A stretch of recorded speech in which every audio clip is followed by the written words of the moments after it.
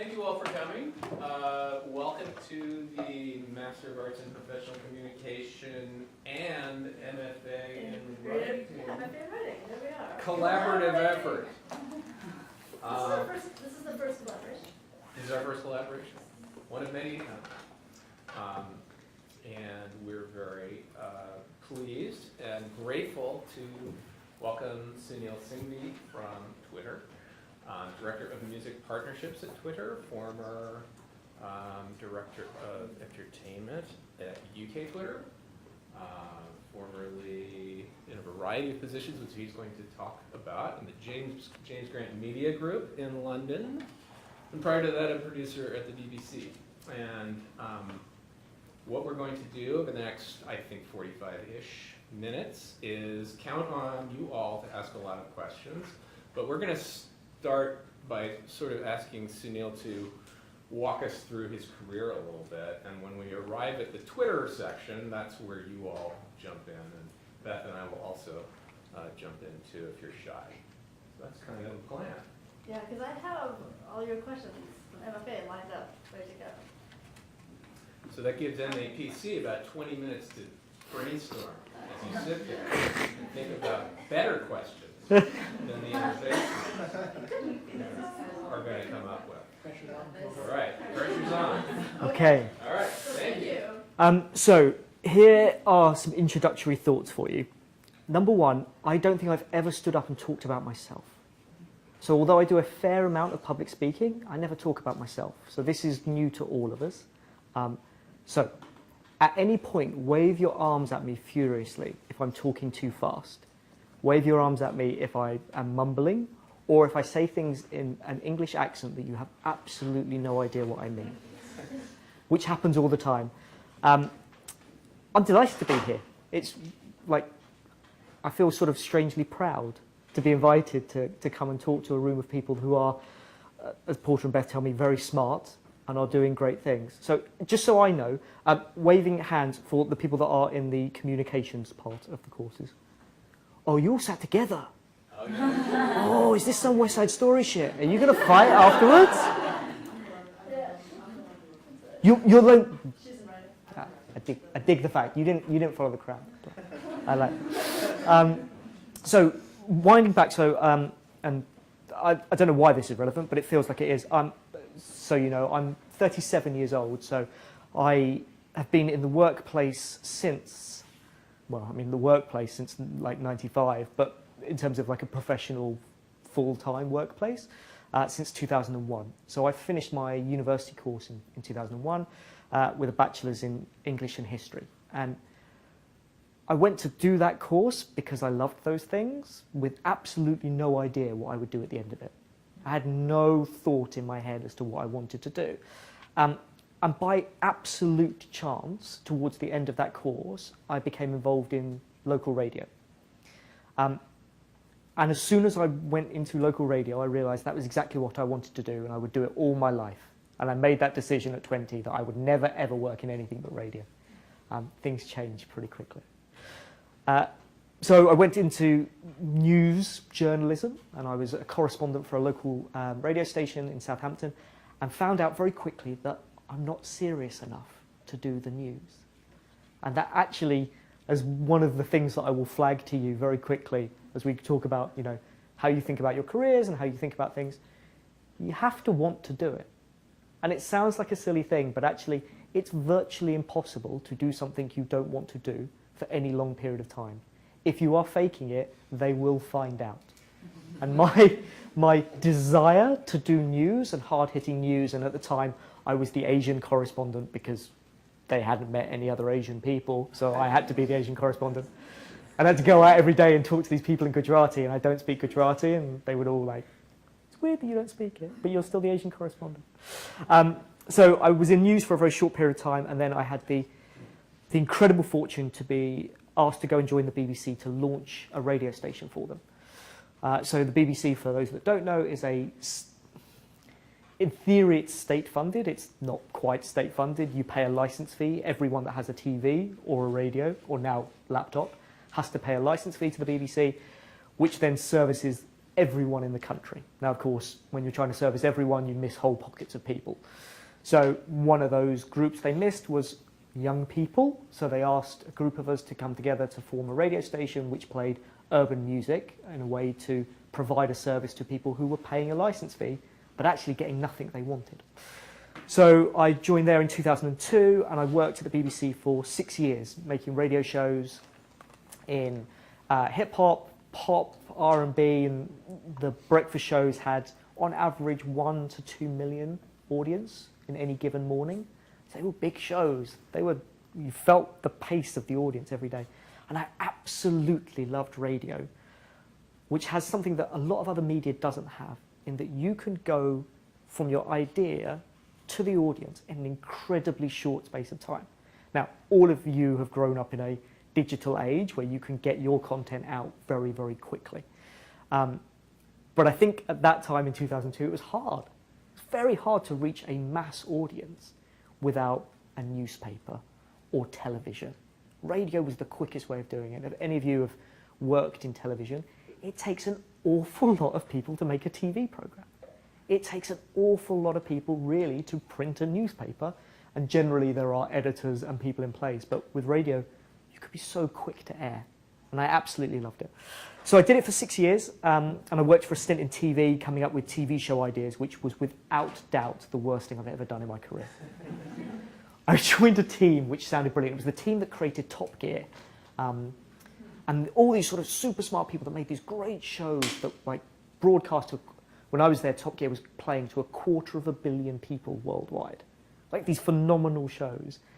But you would spend all day coming up with an idea, and at the end of the day, they would put the ideas in the bin.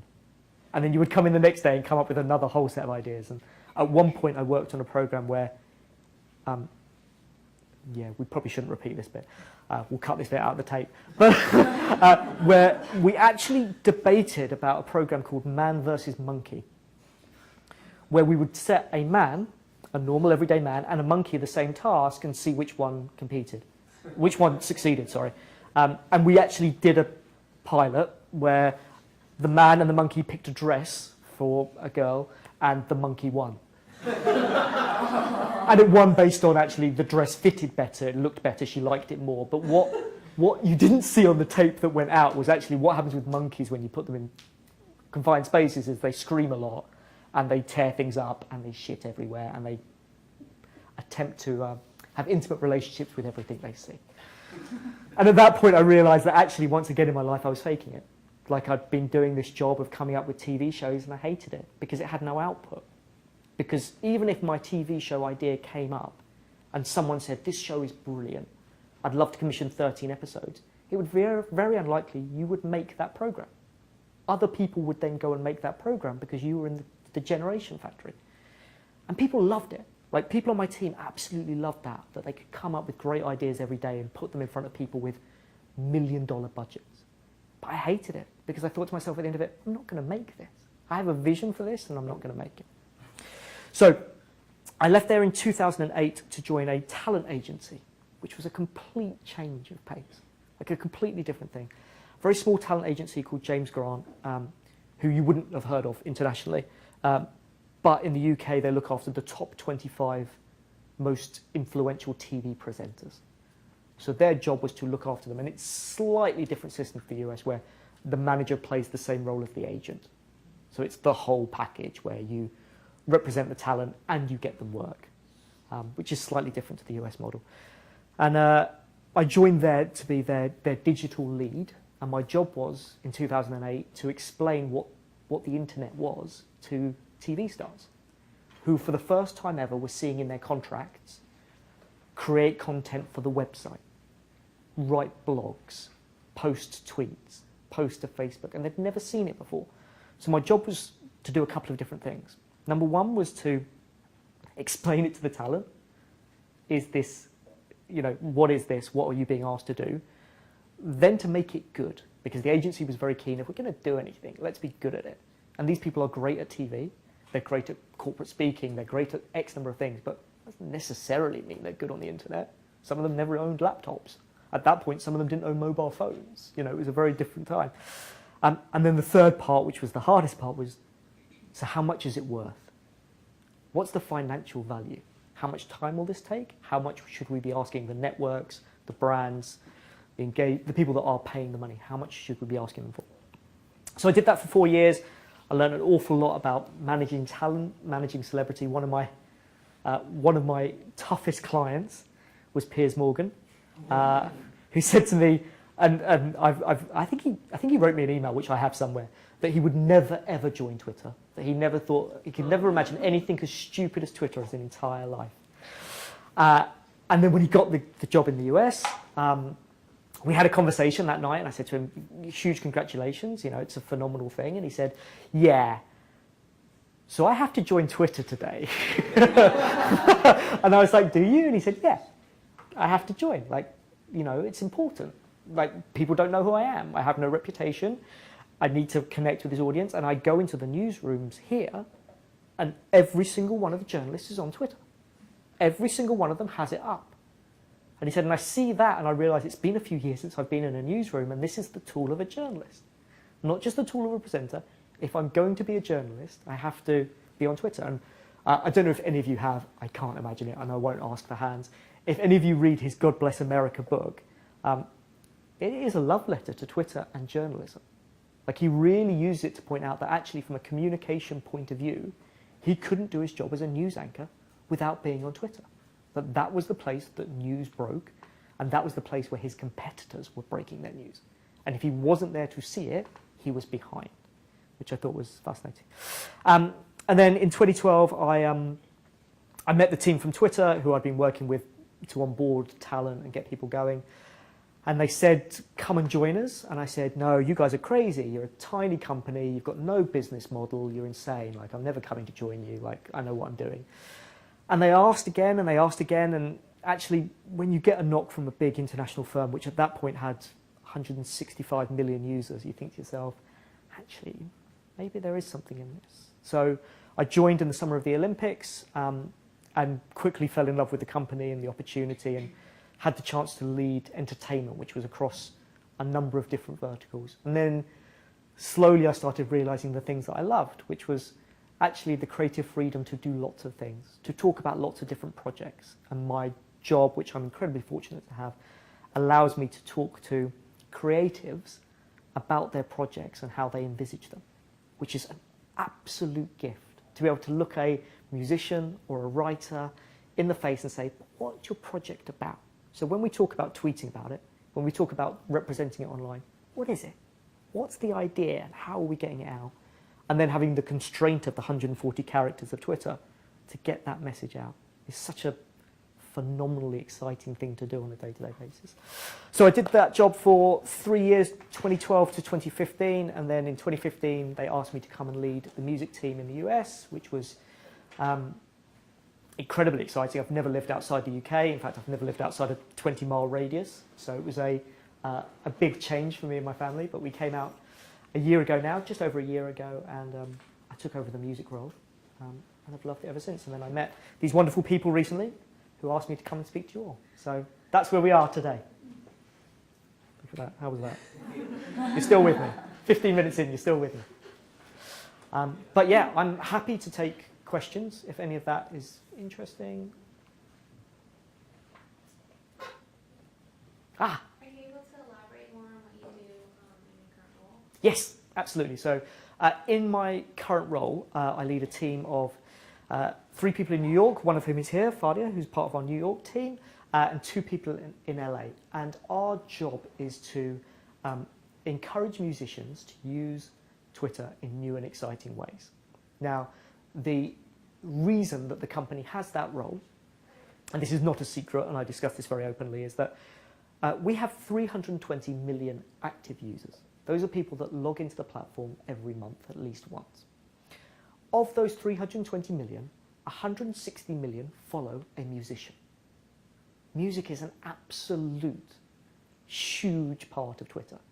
And the notion being that if you come as a fan of music to Twitter, at any point, there should be content there that you love. There should be a musician for you to follow. There should be a musician tweeting that you want to follow. So my job is to make sure that me and the team speak to a variety of different genres, a variety of different musicians, be they young, old, different demographics to make sure that they are delivering tweets and videos and photos and GIFs and periscopes and vines to the platform to encourage users to log in every day to see that content.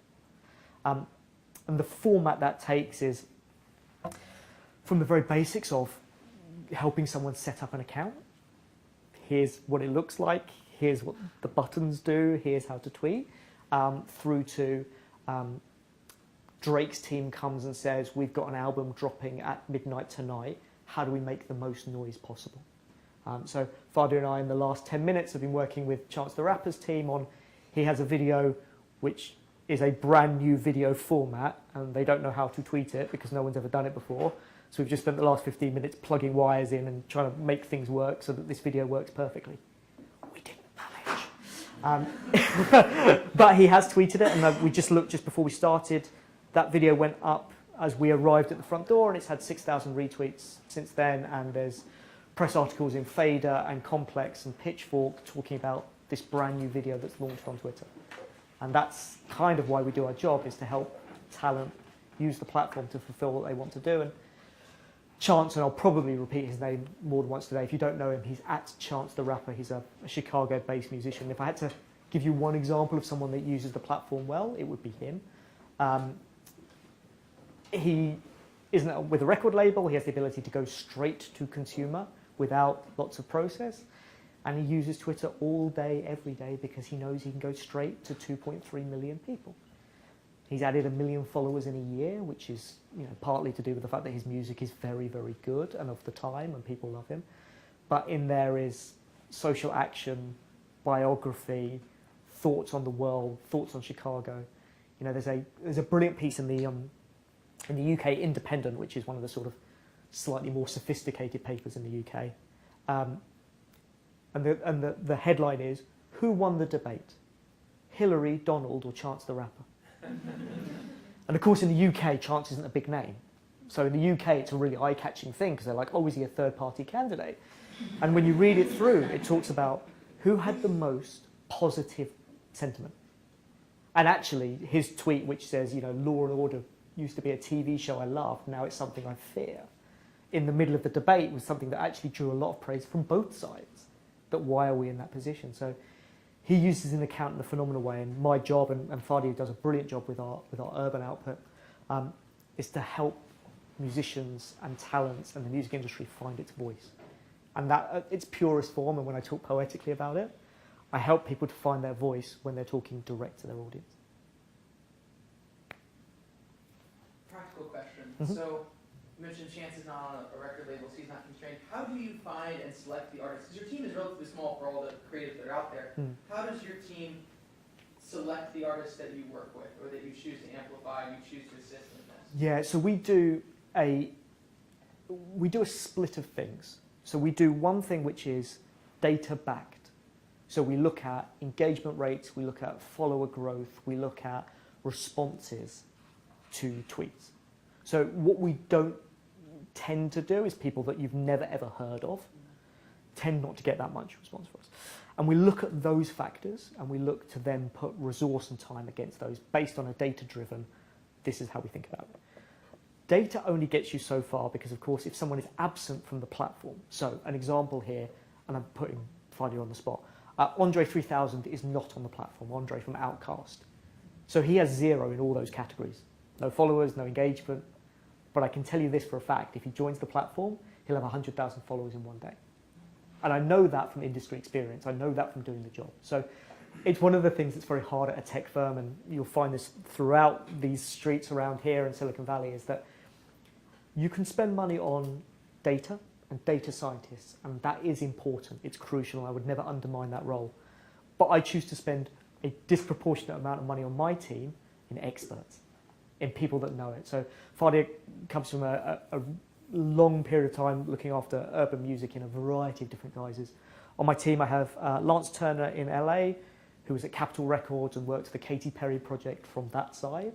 He's our lead in pop. I have Nicole, who went on tour with the Beastie Boys and knows alternative and EDM like no one else, and Marcus and Jess in New York, who know indie and country like in their souls. And I think that's the bit no matter how good machine learning gets, no matter how good Spotify gets at telling you what song next, expertise is a huge asset. And as you guys think about your careers and you think about, you know, what things you should be going for, really play up your expertise. Because actually, things that you think, oh, I know a lot about this, is it clear to people that you know a lot about that? Have you made that explicitly clear? And, you know, often when I get CVs come through, people will say, I like music. I think, well, you'd have to be a pretty dark person to not like any music. There must be a song that's made you happy at some point. He thought he was in somewhere else. Yeah, did he? He thought he was at the IBM thing. He was in a suit. He'd come for a job. He's got his resume. So I think being explicit about it, being explicit about saying, I like pop music, and this is where I've worked in pop music. This is where I've written about pop music. And it can't be, I've attended lots of concerts. Like, I need to see concrete things. And if you have those concrete things, you have dissertations and thoughts, and those are the things that really push through. I think there was another question up here somewhere.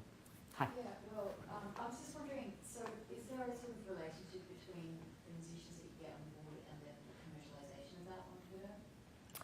And is your team involved in that, or do you have another team? Yeah, so we keep it relatively church and state. So Fadia and I and the team, we never touch money. So I never talk to anyone about direct monetization. There are lots of different ways to monetize on the platform. You know, there are lots of different ways, and now we're in an age of streaming where actually just getting people to click on the link earns you money.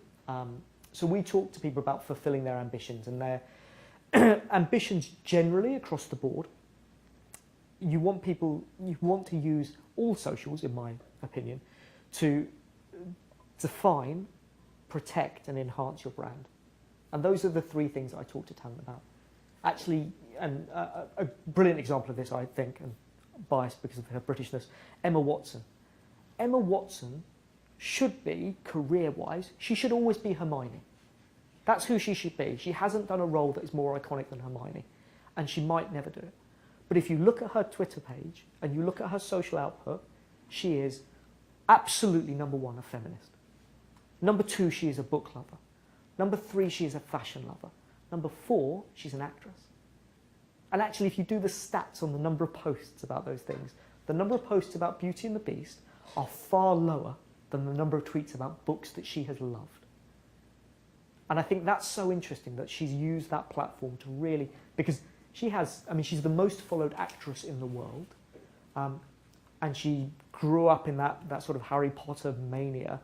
And she's taken those followers to talk about what it is to be a feminist in 2016. You couldn't have predicted that, but they've been very deliberate about it. You know, there's no clicks to brand endorsements there's doing. You can't buy perfume or makeup from her page.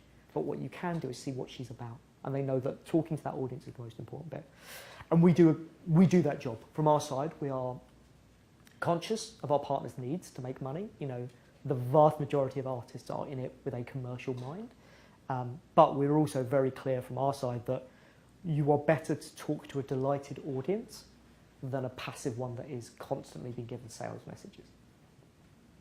So then do you have like a sort of formula where you provide them with suggestions on the like percentage of tweets that they would do that would be commercial versus insightful? Yeah, there's not a formula, and actually, and this sounds like a little bit of a cop-out, so apologies.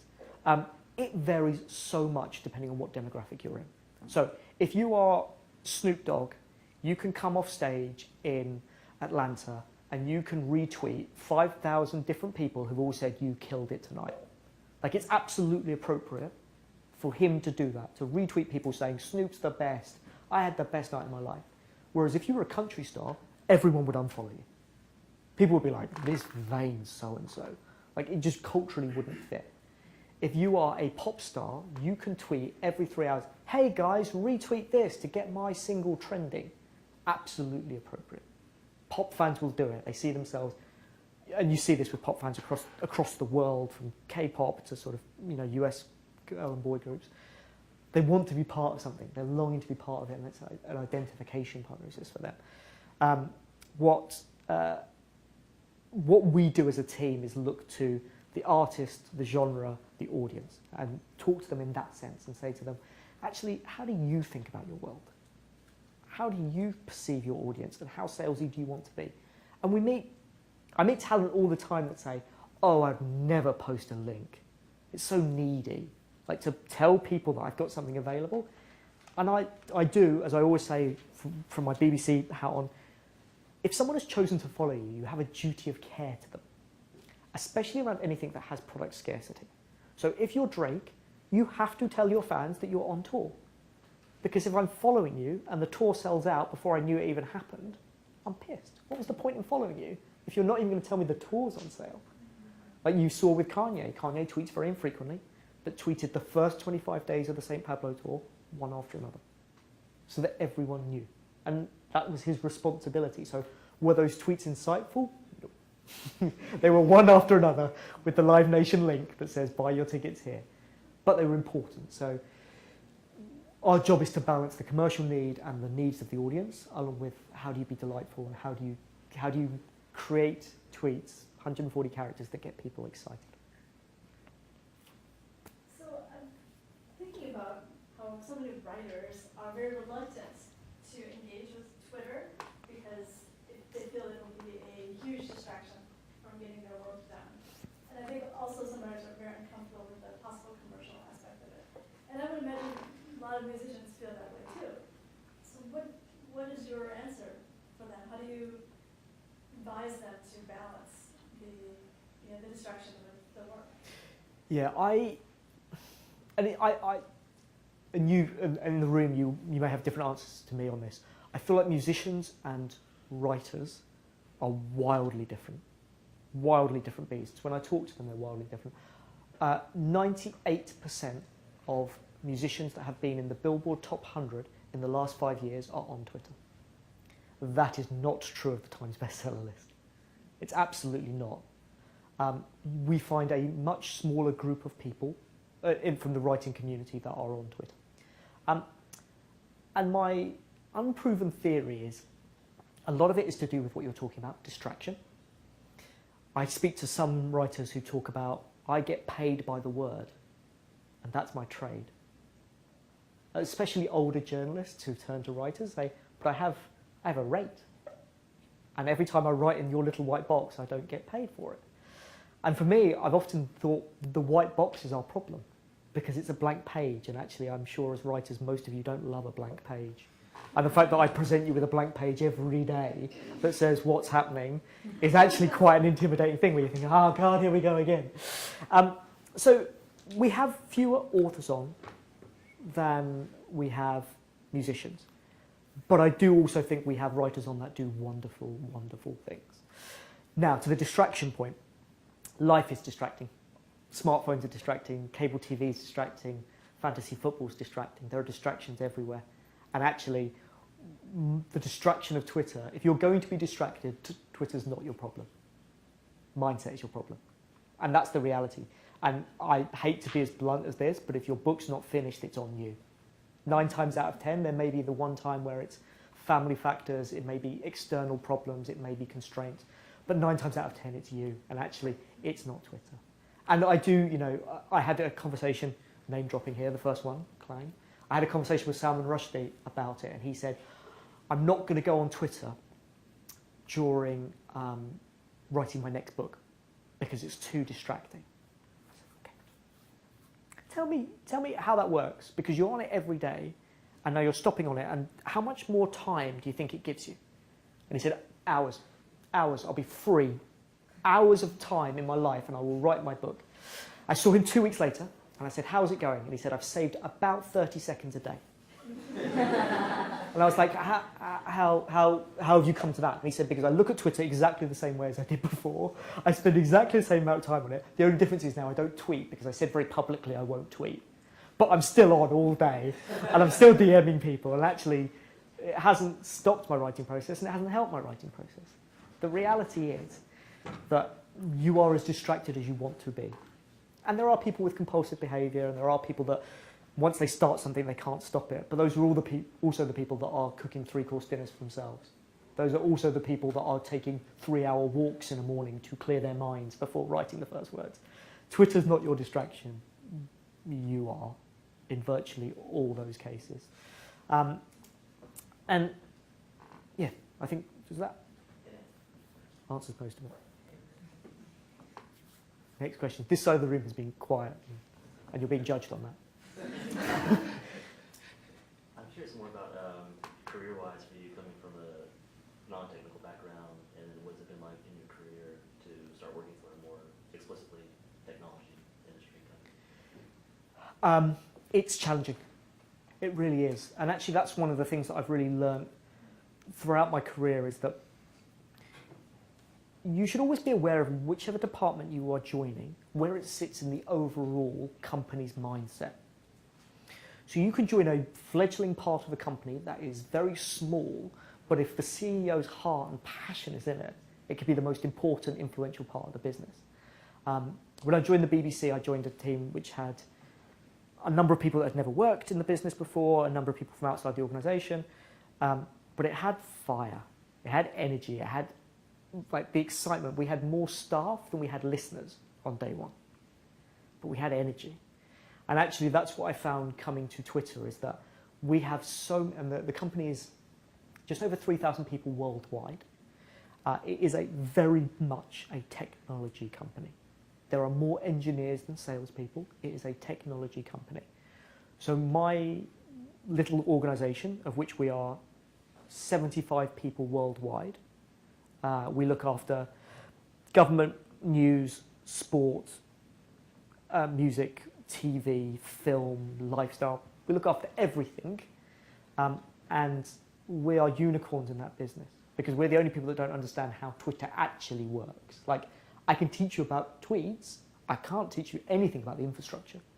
Like, we have meetings where people say things like Cortex, and I think, I have no idea what that means.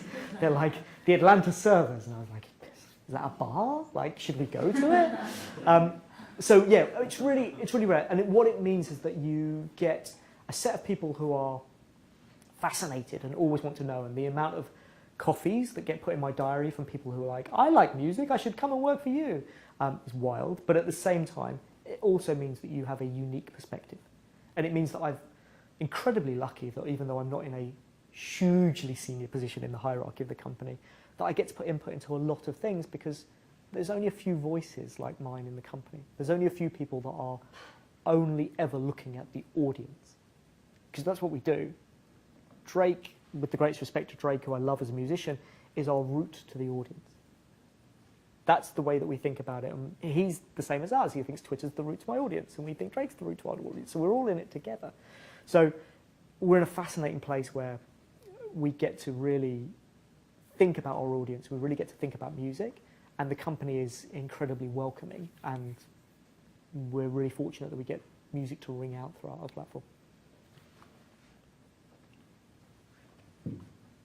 For someone that would be interested in going into a field like this, where would you say someone begin? So, by the field, you mean social media? Social media and like even like the music aspect of it. So I think the two slightly different things. I think social media, being really honest with you, there aren't many firms. Like, there are 5 or 6, 7, 8, 10 social networks. So the number of roles in those firms is really limited. Having said that, there is virtually no company you can find that doesn't have a social media presence. So actually, when your target is social media, you should be thinking about which are the brands that use it effectively in the way that you like. So if you are really interested in, as an example, if you're interested in the cross-section of music and social media, a company that I would tell you to go and start looking at would be Red Bull. Because they do a phenomenal job. A phenomenal job with musicians on Twitter throughout the world. And they aren't a record label, and they aren't a social media company, but they're doing the two things that you want to be involved in. They're doing music and social media. So my advice would be, don't think obvious. Don't think, I would like to work in social media, let me check the Facebook website. Because there will only be a handful of jobs. Same with Pinterest and Reddit and Tumblr and all those great organisations. There's only a handful of jobs. I've been looking after the music team for 16 months in the US. We've had one role. in 16 months. I had 380 applicants for that one role. It's tough. It's tough. The way that that one person got the job was by having a variety of experience and being able to articulate it. And that's my big frustration with people, is the inability to articulate why you could be good at the job. And that's not about confidence, and it's not about arrogance or bullshiness. It's about the clarity of expression. How are you explaining to me that you are the best person for this job? Not Fadia, but someone else who I interviewed recently did a phenomenal interview, like a really, really good interview, and I was really sort of blown away by how good it was. And I said at the end, as you always do, and you should always be prepped, basic interviewing 101, have your questions ready for the end, have insightful questions. And he asked 2 really good questions. We had a great conversation. I thought to myself, this kid is good. This kid is good. And he said to me at the end, he said, I've got one final question. And the final question was, what didn't I say that would have guaranteed me this job? And I was like, he's in. I will hire this kid today. Because he knew. That was the piece of information he thought. I said, I want to get better. I want to be able to clarify why I'm the perfect person for the role. What didn't I do?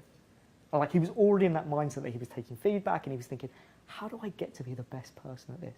And it's not because he had more experience. It's not because he was more dynamic or bolshy or loud or arrogant or that he looked away or he was from a background.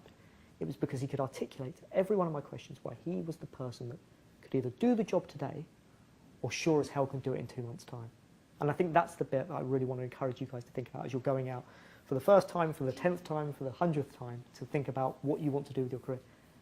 How are you articulating why you would be good at it? Did you want more explicit tips? Quite, sorry.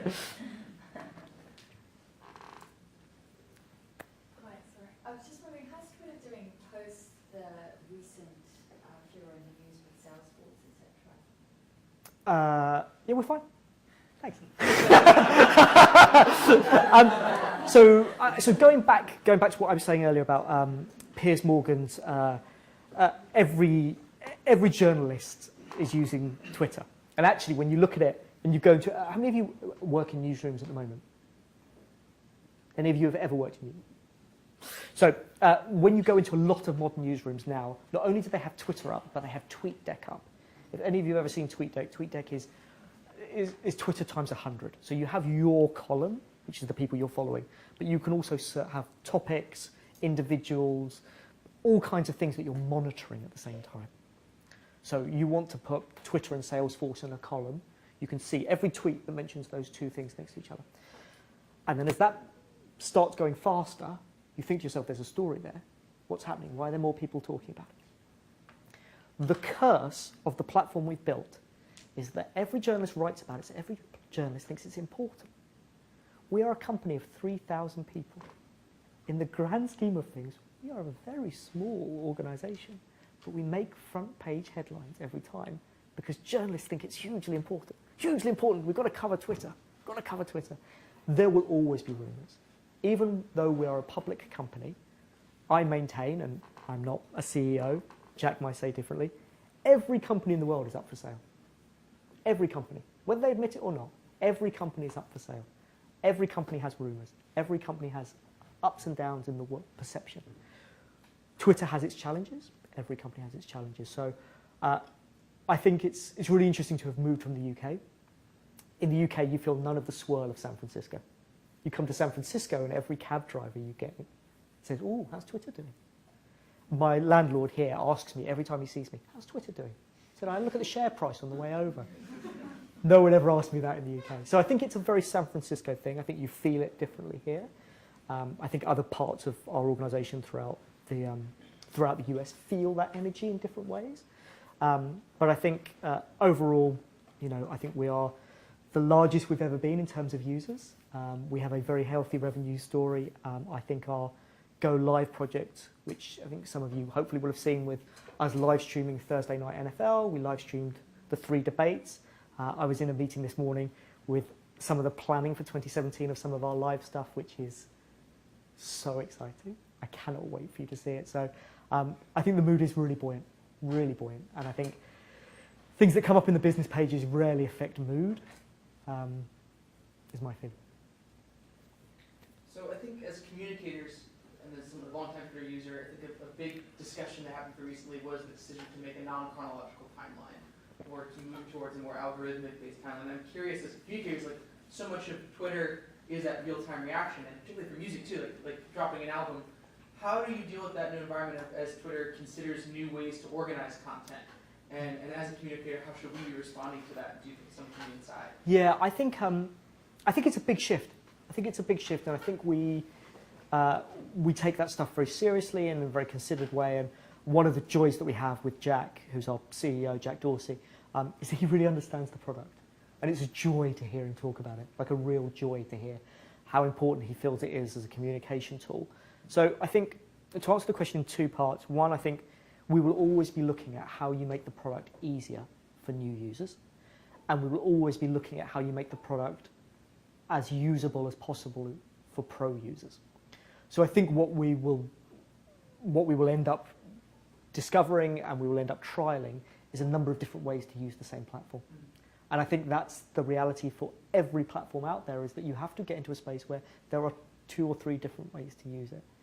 When we talk to our users, and I talk to people with millions of followers, I talk to people with no followers, we every day hear how they use it in completely different ways.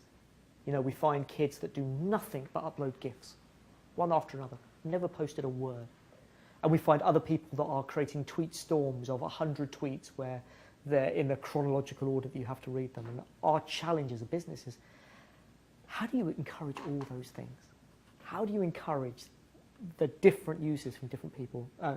I'm sure most of you know the retweet came from the audience. Like, we didn't invent the retweet. The retweet came from people copying and pasting the tweet and writing RT at the beginning of it. And we put it in the product because it's what people wanted. The same with hashtags. Like, those things came out of the audience. And the thing that I absolutely love is that we have tools that we create and we go to the audience and say, what do you want to do? You know, when we launched Periscope, which we launched about 16 months ago now, we sat in the product demo and they showed us Periscope and they showed us this, and we all sat with these wild imaginations, like, what could this be used for? This will rebirth, as I believe it has, citizen journalism. This will take us to places we will never ever travel to. You know, I sat and watched Periscopes of tanks rolling over bridges in Istanbul. No way news cameras were getting to that at that time, and you could see it. And we launched Periscope to the world, and we sat with bated breath, like, what are we going to see? And you know what we saw in the first day? The inside of people's fridges. And we never could have predicted it. We never could have predicted that what happened was, when you flick on a camera and you're like, hello, well, this is Periscope. Oh, what's the first comment? What's in your fridge? Oh, let's have a look. And people showed us what was in their fridge. But actually what it showed us really quickly is citizen journalism will come, but actually people want to have fun. Actually, there's an element of showmanship to live that hadn't really been thought into the product feature. So actually, as we've gone through and we've seen the iteration, and for any of you that are tech fans, it's really worth looking at the development of Periscope in a short period of time, because it is iterated like nothing I've ever seen. That team works so hard to come up with new ideas and new features. So they've worked out how to flip the camera faster, they've worked out how to get the definition better, they've worked out how to get it in, you know, low-level Wi-Fi and phone signal. They've worked on all those things, but one of the things they found was people needed to draw on the screen. And there was no way in beta testing you could have worked that out, that people needed to be able to draw an arrow to say, hey, look at that thing over there. There it is, that thing there, to be able to show people. So it's a long-winded answer of saying I think that we will see changes and developments. The things that I would encourage communicators across Twitter, Vine, and Periscope to do is understand your story. Understand the story you're trying to tell and how you want to tell it. If you want to deliver a piece of short, pithy information, it's important to think about when people will be receptive of it. You know, there's no point tweeting if your entire audience is in a classroom at that moment, unless everyone's bored and on their phones.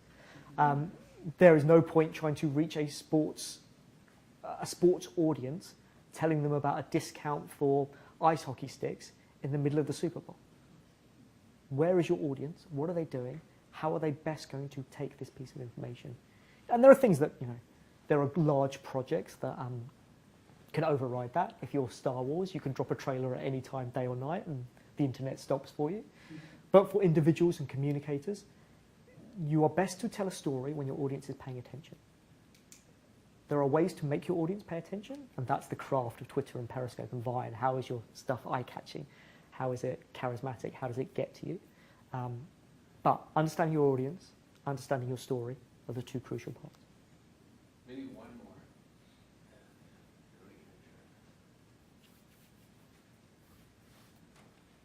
I didn't get to shout, "You're my puppet" at any point.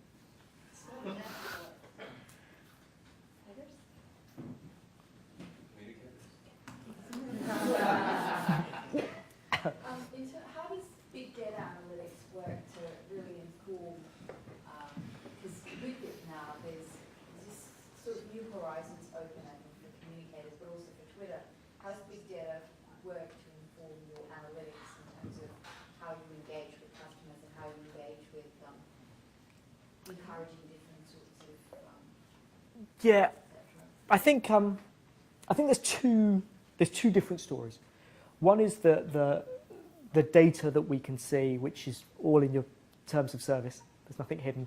The information we can see helps us inform how we think about product changes. It informs us how we think about little things like what's upload speed, like how quickly are people accessing Twitter, like how long does it take if you're in Bangladesh compared to how long does it take if you're in Baltimore. So it informs the way the product works. It then informs the way that we think about growth and marketing, like how do we get to a wider audience? How do we think about those things? We have a separate part of our business called Ganip, which you can pay and they will help you understand the data.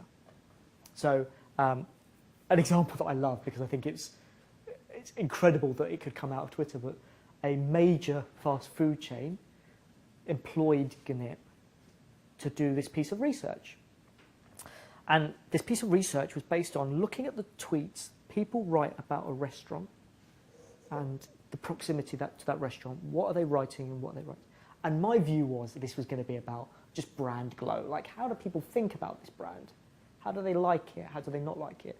What actually it was them being able to work out through Twitter data, is the French fry machine working? Because what they could do is they could work out over a period of time when people started tweeting, "Ugh, these fries are disgusting," that the fries needed changing in those restaurants. And actually you could do it through people's reactions. And it would give you an early warning system to say, actually, this isn't as good as it could be. This isn't up to the standard we're talking about. So customer service and that sort of data is hugely interesting. You know, you see a lot played out through, and we're doing incredible tests at the moment, things like reserving your seat through DMs. You know, the reality is if you're in bad Wi-Fi spots, you're quicker to get on Twitter than to get on a airline's website and trying to navigate through those 100 things. Whereas if you can send a DM that says I'm on flight 223, checking in, that's an incredible thing to be able to do, because you can do that via text. If you can do it via text, you can do it anywhere in the world on any quality phone. So the data helps us from a customer service point of view that brands can come to us about. It helps us from an understanding point of view, and you know, there are huge numbers of educational institutes all around the world who look at that data and analyse it to look at things like how disease is spreading, if we can use it as early warning systems about floods and earthquakes. So there's a huge amount of things that can be done for public good, business good, and then for us internally, how do we make it better? And that's the bit that we really push on, is how do you make Twitter better listening to 320 million people every day? And that's the bit that I'm really excited about, working at a firm that has such an audience that will not let you be average. An audience that is incredibly passionate about us as a company, that wants us to be better. And that's a great place to be. Wherever you go, find somewhere that makes you want to be better, and a company that itself wants to be better. Because there are lots of companies out there that don't want to be better. There's a lot of companies out there that think they're as good as they're going to get. And with greatest respect to the newspaper industry, that's an industry that felt like that. It felt like they were as good as it was going to get. And when things changed, they were like, ooh, actually, a lot of us don't have the mindset to change. A lot of us fear commercial. A lot of us fear the argument with editorial. So find places where you want to be better working there, and they want to be better with you.